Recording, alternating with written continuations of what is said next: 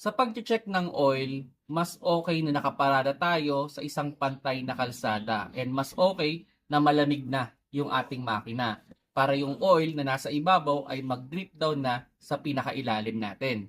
Now, dito sa ating dipstick, normally meron yung dalawang tuldok. Ito yung low at ito yung high. Dapat yung ating oil ay naging nandito sa may high. So normally, halimbawa, sa unang angat ng oil natin, normally, hindi pa ganun ka-accurate yan. So, kailangan natin siyang punasan. Then, yung pangalawang dip natin, mga 1 to 2 seconds lang naman, okay na yon. So, pag angat natin yan, kailangan yung ating oil ay nasa high lagi. Then, check din natin yung kulay nung ating oil. Dapat hindi siya sobrang itim or hindi rin siya parang kulay parang gatas.